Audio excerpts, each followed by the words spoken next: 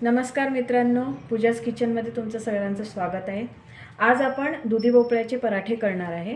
ह्याच्यासाठी मी सामग्री जी आहे, आपली जी दुधी भोपळ्याची जी कणिक आहे ती आधीच भिजवून ठेवलेली आहे। याच्यामध्ये मी तांदळाचं पीठ, गव्हाचं पीठ आणि हरभऱ्याचं पीठ घेतलेलं आहे आणि जो आपला दुधी भोपळा आहे तो चांगला खिसून घेतलेला आहे। ह्याच्यामध्ये थोडंसं आपण मिरची, लसूण आणि आल्याची पेस्ट पण टाकलेली आहे, कोथिंबीर पण टाकलेली आहे आणि चांगलं ओवा घेऊन त्याला मिक्स केलेलं आहे। आणि त्याची अशी जसं दुधी भोपळ्याला थोडंसं पाणी सुटतं म्हणून आपल्याला लगेचच करावं लागतं, तर मी आता हे लगेच करून ठेवलेलं आहे।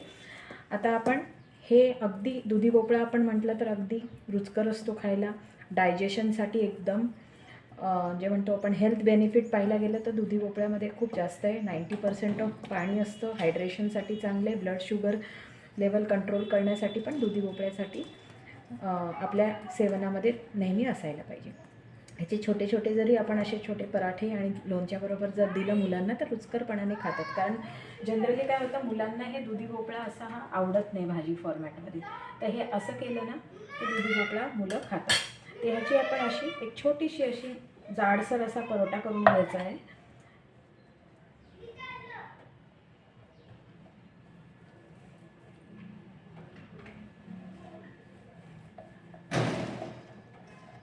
जास्त मोठा पण केला ना मुलं खात नाही। मी डब्यामध्ये मुलांना जे छोटे छोटे बनवून देते, जे करून त्यांना असं ह्याचे पुऱ्या पण छान लागतात।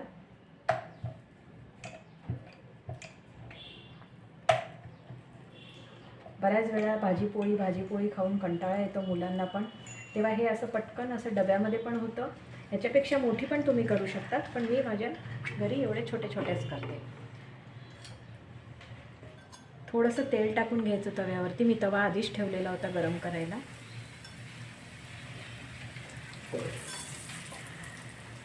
थोडंसं सराटा जो असतो ना त्याच्यानेच असे थोडेसे असे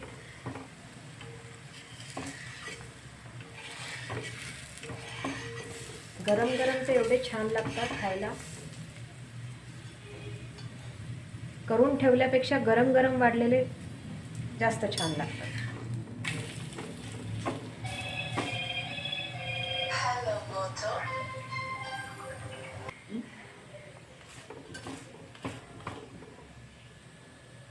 चांगला खरपूस असा भाजून झालेला आहे पराठा म्हणा, परोठा म्हणा, थालीपीठ म्हणा, आमच्याकडे आम्ही दुधी भोपळ्याचे थालीपीठ म्हणतो याला। असे आपण प्रत्येक भाजीचे करू शकतो जे मुलांना पण आवडतात। आता हा मस्त असा झालेला आहे। आता आपण याला सर्व करूया। आमच्याकडे हे हळदीचं लोणचं आम्ही बनवलेलं आहे, त्याच्यामध्ये थोडीशी मिरची पण टाकलेली आहे, ते पण आपण दुसऱ्या एक व्हिडिओमध्ये आपण शेअर करू की काय त्याची रेसिपी असेल ती। पण हे जे दुधी भोपळ्याचे जे पराठा आपण बनवलेला आहे तो याच्याबरोबर खूपच छान लागतो, नक्की करून बघा। किती रुचकर आणि एकदम स्वादिष्ट दिसतोय। थँक्यू। आवडलं तर नक्की लाईक करा।